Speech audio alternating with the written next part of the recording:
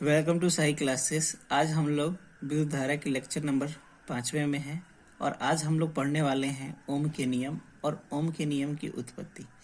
तो चलिए बिना टाइम वेस्ट किए ही हम लोग अपने वीडियो को स्टार्ट करते हैं। तो देखिए ओम के नियम होता क्या है। ओम के नियम क्या चाहिए? ओम के नियम। तो कहता है कि परिभाषा है, यदि किसी चालक की भौतिक अवस्थाएं जैसे ताप, दाब और आयतन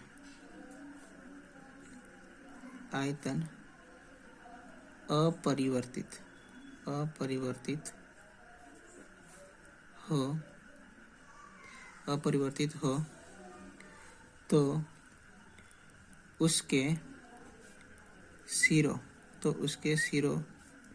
के बीच विभवांतर उसमें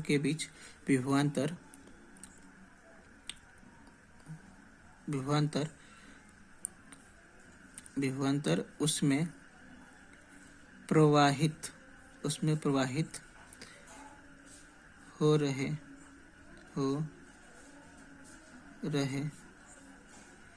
विद्युत धारा के समानुपाती होता है। ठीक है, यानी थोड़ा सा एक चित्र के माध्यम से पहले बना लेते हैं, उसके बाद समझेंगे। मान लीजिए एक हमारे पास ये क्या है, एक चालक है। इस चालक को हम लोग क्या कर रहे हैं, बैटरी से कनेक्ट कर दे रहे हैं। ठीक है, तो कहने का मतलब क्या है कि ओम ने ये कहा था कि अगर इन दोनों सिरों के बीच में जो आरोपित विभवांतर होगा, कब?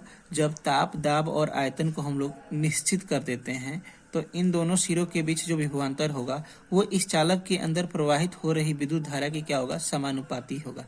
यानी जो विभव होगा वो क्या होगा, विभवांतर जो होगा समानुपाती होगा धारा के। अब इस समानुपाती का साइन हटाते हैं तो हमें पता है कि एक कांस्टेंट आता है, वो कांस्टेंट को यहाँ पे आर से सूचित किया जाता है और ये आर ही क्या कहलाता है, प्रतिरोध कहलाता है। क्या कहलाता है? प्रतिरोध कहलाता है। तो प्रतिरोध का परिभाषा देखिए क्या होता है। प्रतिरोध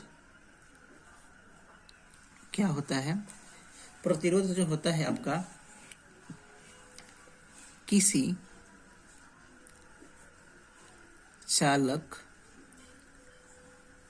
चालक का वह गुणधर्म है जो चालक में विद्युत धारा के प्रवाह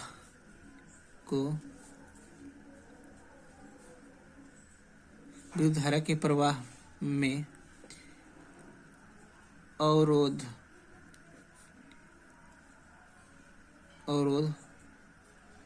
उत्पन्न करता है।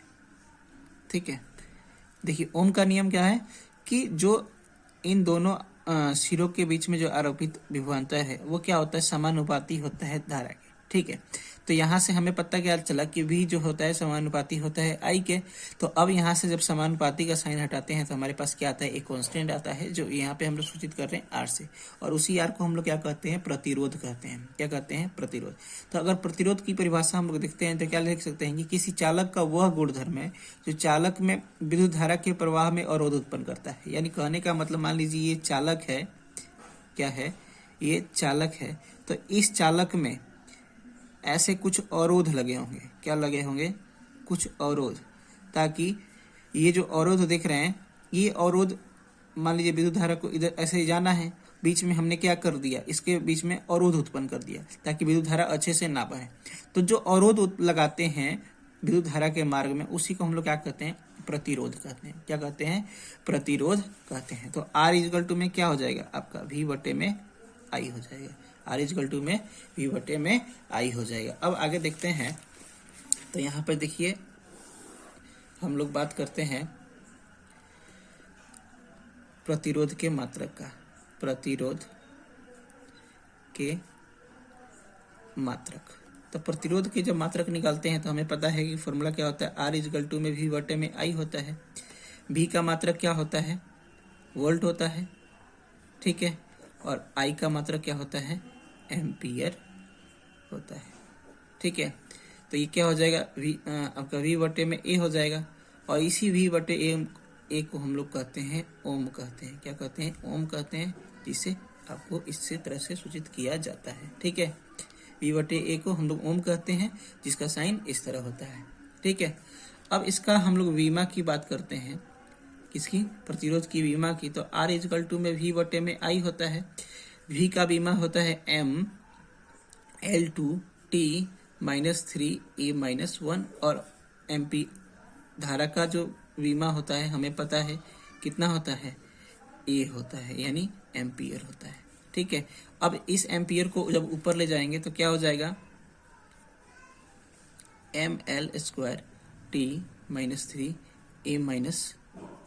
तो ये हो गया हमारे पास प्रतिरोध का वीमा, ठीक है। ये हमारे पास क्या आया, प्रतिरोध का वीमा आया। अच्छा, एक चीज और नोट में हम लोग थोड़ा सा जानते हैं। देखिए नोट में ये बात याद रखिएगा कि जो ओम का नियम है, ओम का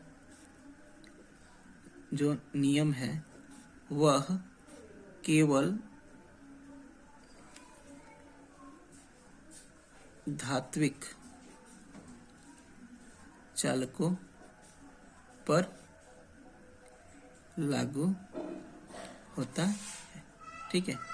यानी कहने का मतलब है कि ओम का नियम जो होगा वो हमेशा ही क्या होगा, धात्विक चालकों पे ही लागू होगा, बाकी कोई भी अदर चालक होगा उस पर वह लागू नहीं होगा। अच्छा, हम लोग V और I के बीच में ग्राफ देखते हैं ओम के नियम के। V और I के बीच ग्राफ ओम के नियम से, तो हमें पता है कि V और I के बीच में, मान लीजिए ये क्या है, I है, ये क्या है, V है। तो हमेशा हमें पता है कि समानुपाती का जो ग्राफ बनता है वो हमेशा एक सीधी लाइन बनता है, ठीक है। इसके बीच में थीटा रहता है, इसी थीटा का हम लोग क्या कहते हैं, tan थीटा कहते हैं। और ये इसका जो स्लोप निकालेंगे ये होगा y बटा में x, यानी y बटा में x। तो y का मान क्या है, I बटा में v, ठीक है। तो अगर कभी हमें इसके स्लोप निकालने की जरूरत पड़ेगा तो हम लोग किस फॉर्मूला निकाल सकते हैं, I बटा में v करके निकाल सकते हैं, ठीक है। अब हमें अगला पढ़ना है ओम की नियम की उत्पत्ति। क्या है, ओम की नियम की उत्पत्ति। क्या है, ओम की नियम की उत्पत्ति। तो सबसे पहले मान लीजिए मैं इधर एक चालक बनाता हूं, ठीक है। मैं इधर एक चालक बनाया, इस चालक को मैंने एक बैटरी से क्या कर दे रहा हूँ, कनेक्ट कर दे रहा हूँ। इस चालक की जो लंबाई है उसको मैं L मान लेता हूँ, ठीक है। और इसके अंदर से इलेक्ट्रॉन, इधर से विद्युत धारा प्रवाहित हो रहा है, ठीक है। ये प्लस ये माइनस हो गया है, इसको विभव भी मान लेता हूँ। तो सबसे पहले कुछ लिख लेता हूँ थोड़ा सा, कि माना जो मैंने माना है उसको थोड़ा सा मैं इधर लिख लेता हूँ। माना किसी चालक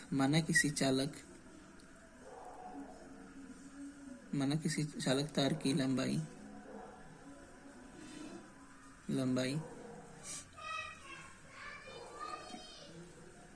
किसी चालक तार की लंबाई L है, तथा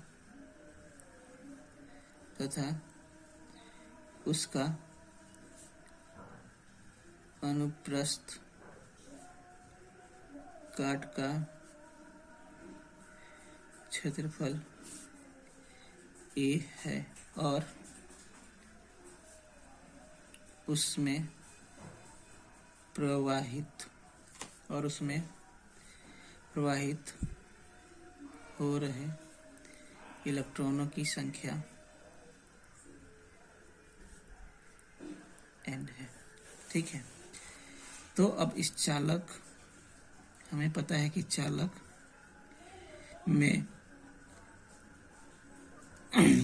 में प्रवाहित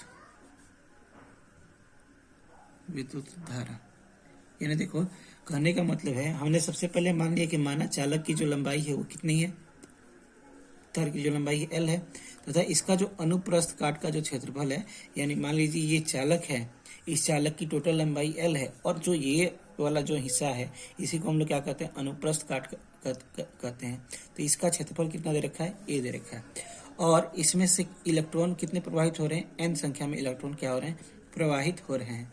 तो चालक में प्रवाहित विद्युत धारा क्या हो जाएगा, I में हमें पता है कि NEAVD होता है। क्या होता है, NEAVD। और चालक के अंदर अपवहन वेग क्या होगा, अपवहन वेग, इसको समीकरण 1 मान लीजिए। और चालक के अंदर अपवहन वेग जो होगा VD जो होगा वो क्या होगा, EV टाउ बटे में ML। ठीक है, EV टाउ बटे में ML, इसको समीकरण हम लोग 2 मान लेते हैं। ठीक है, अब इस समीकरण 2 को हम लोग समीकरण 1 में रखते हैं। तो समीकरण 2 का मान 1 में रखने पर I में क्या हो जाएगा, NEAVD के जगह पे क्या रख देंगे, EV टाउ बटे में ML। क्या है, ML। अच्छा देखो, अब E से E को गुना हो जाएगा तो क्या हो जाएगा, NE स्क्वायर AV टाउ बटे में ML। ठीक है, अब देखिए यहाँ पे जो V है, इस V को मैं इधर ले आता हूँ। इस V को जो मैं क्या करता हूँ, इधर लेके आता हूँ, तो देखिए क्या हो जाएगा, I बटे में V हो जाएगा, और जो बचेगा इधर क्या हो जाएगा, NE स्क्वायर A, इधर हो जाएगा टाउ और बटे में ML। ठीक है, क्या हो जाएगा, ML। अब आप इधर देखेंगे तो इसको हम लोग क्या मान लेते हैं, सबसे पहले समीकरण 3 मान लेते हैं। तो यहाँ में अब आप देखेंगे तो n क्या है, इलेक्ट्रॉनों की संख्या, यानी किसी चालक के अंदर जो होंगे n का मान हमेशा निश्चित रहेगा। E क्या है, इलेक्ट्रॉनों का आवेश है। A क्या है, अनुप्रस्थ काट का क्षेत्रफल है। M क्या है, चालक का क्या है, M जो है इलेक्ट्रॉनों का द्रव्यमान है। L क्या है, चालक की लंबाई है। और टाउ क्या है, औसत विश्रांति काल है। यानी इधर जितने भी मान आप देख रहे हैं सबके सब क्या है, एक निश्चित मान है। क्या है, एक निश्चित मान है, यानी एक कांस्टेंट मान है। ठीक है, एक क्या है, एक कांस्टेंट मान है। ठीक है, तो सबसे पहले थोड़ा सा n क्या है, इलेक्ट्रॉनों की संख्या है। E क्या है, इलेक्ट्रॉनों का आवेश है। A क्या है, अनुप्रस्थ काट का क्षेत्रफल है। टाउ क्या है, औसत विश्रांति काल है। M क्या है, इलेक्ट्रॉन का द्रव्यमान है। और L क्या है, L क्या है, चालक की लंबाई है। ठीक है, तो आप ये सभी जो देख रहे हैं, सभी चीजें देख रहे हैं, ये सब के सब क्या है, चालक के एक निश्चित मान है। क्या है, एक चालक के निश्चित मान है। तो मैं इसको I बटे V को मैं क्या लिख सकता हूँ, नियत लिख सकता हूँ। यानी किसी चालक के लिए ये सारे मान क्या होंगे, नियत होंगे। मान लीजिए कोई चालक मैं x मान लेता हूं, तो इस x के लिए ये सभी के क्या होंगे, निश्चित होंगे। उसमें इलेक्ट्रॉनों की संख्या निश्चित होगी, इलेक्ट्रॉनों का आवेश निश्चित होगा, और उसके ऊपर जो अनुप्रस्थ काट का क्षेत्रफल है वो भी क्या होगा, निश्चित होगा। इलेक्ट्रॉनों के बीच में जो विश्रांति काल होगा, औसत विश्रांति काल, वो भी क्या होगा, निश्चित होगा। इलेक्ट्रॉनों का द्रव्यमान भी क्या होगा, निश्चित होगा। और चालक की लंबाई भी निश्चित होगा। तो I इजिकल टू में मैं भी I बट्टे में भी इजिकल टू में नियत लिख सकता हूँ। और यही ना ओम का नियम कहता है कि विभव और धारा के में क्या होना चाहिए। जैसे देखते हैं तो क्या हो जाएगा, I बराबर में नियत गुने में भी हो जाएगा, I इजिकल टू में नियत गुने में क्या हो जाएगा, V हो जाएगा। यानी I का मान में बढ़ाऊंगा तो V का मान बढ़ेगा। ठीक है, तो इसी को तो ना ओम्स लॉ कहते हैं। और इसी नियत को हम लोग क्या कहते हैं, R कहते हैं, यानी प्रतिरोध कहते हैं। तो देखिए हमारा क्या हो गया, ओम का नियम सिद्ध हो गया कि नहीं, क्या हो गया, ओम का नियम हमें सिद्ध हो गया। और यही हमें क्या करना था, सिद्ध करना था। तो thank you watching for this video. आपको वीडियो कैसा लगा प्लीज़ कमेंट करके बताइए, और अच्छा लगा तो सब्सक्राइब कर दीजिए चैनल को। और फिर मिलते हैं हम लोग आपसे अगले वीडियो में।